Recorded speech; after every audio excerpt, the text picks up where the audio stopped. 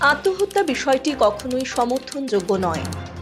শুধুমাত্র দর্শন বিষয়ের দ্বাদশ শ্রেণীর তৃতীয় সেমিস্টারের অন্তর্ভুক্ত হওয়ায় ছাত্রছাত্রীদের সুবিধার্থে এই সংক্রান্ত আলোচনা করা হয়েছে।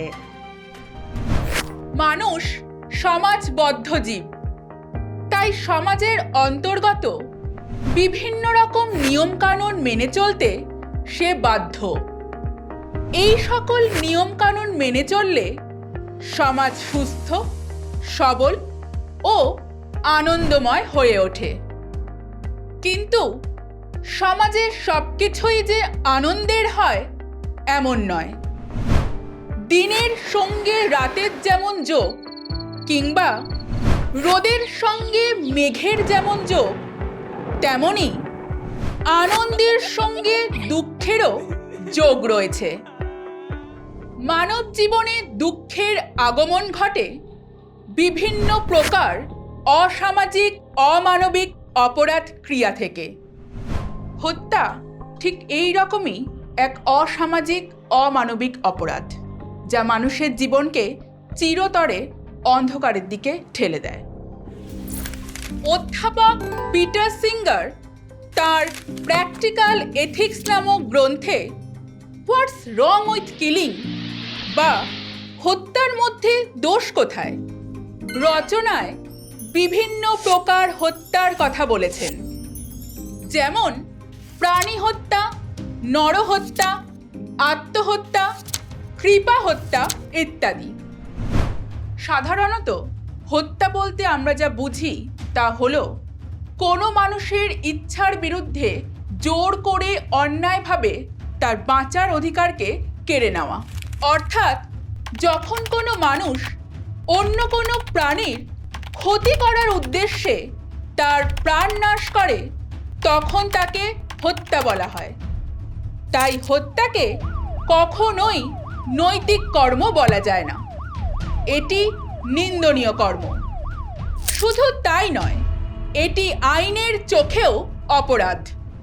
তবে সব হত্যাই যে অপরাধ এমনটা বলা যায় না, যেমন কৃপা হত্যা বা ইউথেনেশিয়া, যেটি সম্পর্কে তোমরা পরের ক্লাসগুলোতে জানবে। আবার যে কোনো হত্যা বা প্রাণনাশ এক ধরনের ঘটনাও নয়। কোনো মানুষ যেমন অন্যকে হত্যা করতে পারে, তেমনি আবার নিজেকেও হত্যা করতে পারে। নিজেকে হত্যা করাকে বলা হয় আত্মহত্যা বা সুইসাইড। এই ক্লাসে আমরা আত্মহত্যা বা সুইসাইড বিষয়ে জানব। অক্সফোর্ড অ্যাডভান্সড লার্নার্স ডিকশনারিতে আত্মহত্যার যে গুরুত্বপূর্ণ অর্থটি গ্রহণ করা হয়েছে তা হল ইচ্ছাকৃতভাবে নিজেকে নিজে হত্যা করা। আত্মহত্যার ইংরেজি প্রতিশব্দ হল সুইসাইড। সুইসাইড শব্দটি এসেছে ল্যাটিন শব্দ সুইসাইডিয়াম থেকে। সুইসাইডিয়াম শব্দটি আবার সুই ও সিডিয়াম শব্দ দুটির সমন্বয়ে গঠিত। সুই কথার অর্থ আত্ম, আর সিডিয়াম কথার অর্থ হল হত্যারূপ ক্রিয়া।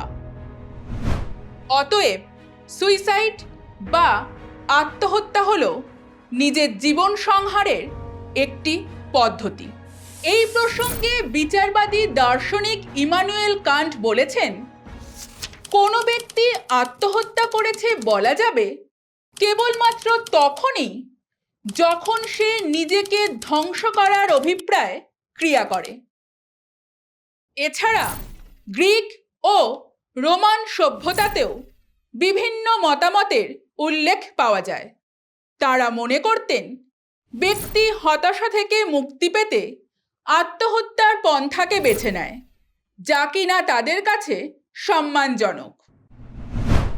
আত্মহত্যার স্বরূপ সম্পর্কে ধারণা পাওয়ার জন্য প্রথমেই আমাদের অধ্যাপক আর.বি. ব্রান্ট এই বিষয়ে যে সংজ্ঞাটি দিয়েছেন সেটি জেনে নেওয়া প্রয়োজন।